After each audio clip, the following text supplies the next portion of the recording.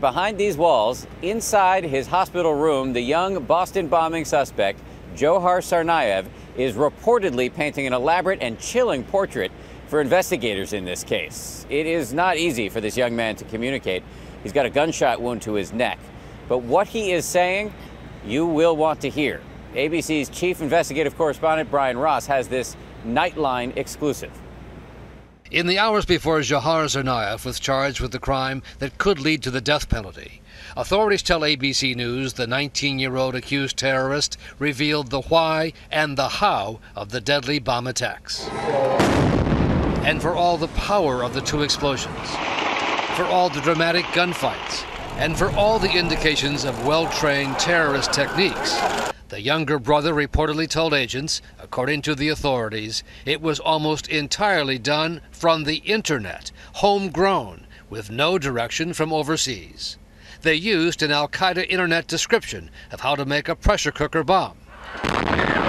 Seth Jones, a counter-terror expert at the RAND Corporation, has analyzed the marathon attack and how it was pulled off. They ad-libbed part of it and made some decisions on a few elements of the bomb making. But what's different about this is they took a very simple recipe and then targeted the Boston Marathon. And why the marathon? Because officials say it was there, essentially, and easy. Not long in the planning either. It does appear, though, that the younger brother had not become involved until later in the process, perhaps a week or so before the actual attack. Jones says the brothers seem to have been inspired by the internet preachings of Anwar al-Awlaki, the charismatic American-born Al-Qaeda jihadist, who has been dead now for more than a year and a half. The older brother appeared to be the more radicalized of the two and was the one that drove both the need to conduct the attack as well as the preparation for the attack themselves, that is, building the bombs. And as to what drove 26-year-old Tamerlan, officials say his younger brother claims it was hatred of America. He may have been angry at other things about the status of his life, but he increasingly turned to Salafi jihadism, was radicalized because, among other things, of U.S. foreign policy decisions overseas, and that especially Afghanistan and Iraq. What the younger brother is reported to be saying is consistent with what we heard in their neighborhood about the older brother Tamerlan and his disgust with things American and Christian. He said that the Bible is a cheap copy of the Quran. He said that most American wars are excused with the Bible. It also emerged today that there might be a possible link to an unsolved murder 2 years ago. Local prosecutors said Monday, given Tamerlan's violent nature, they are now investigating whether Tamerlan was involved in the brutal murder of 3 young men, one of whom was his roommate.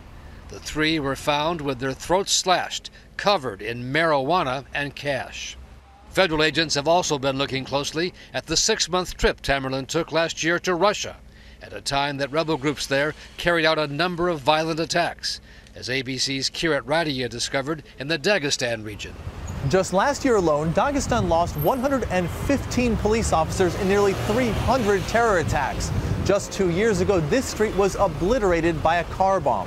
But according to officials, Chechnya had nothing to do with the marathon attack, in the view of the younger brother. It doesn't at this point appear to be a Chechnya thing. Neighbors in Cambridge say Tamerlan was a changed man when he returned to the U.S. from Russia, swearing off tobacco and alcohol, linking to extremist jihadist videos, and saying, "I don't have any American friends. I don't understand them." I would characterize it as really self-radicalization. I mean, these are individuals who may have some connections overseas, but the primary radicalization is in places like the United States. The FBI may get additional answers from Tamerlan's wife, seen over the weekend leaving the family apartment. A Rhode Island native, she converted to Islam and changed her name from Catherine to Karima. Because she lived in the same Cambridge apartment, where authorities believe the 2 brothers hatched their plot, she could provide clues about whether others were involved.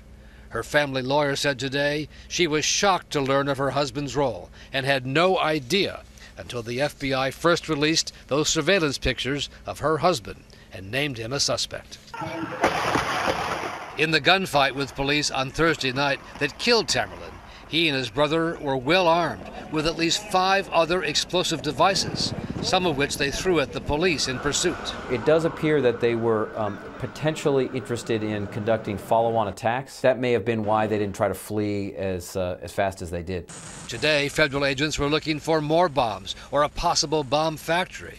Hours after the younger brother talked to federal agents, authorities swarmed an area behind a Cambridge rug store where the brother's father used to repair cars.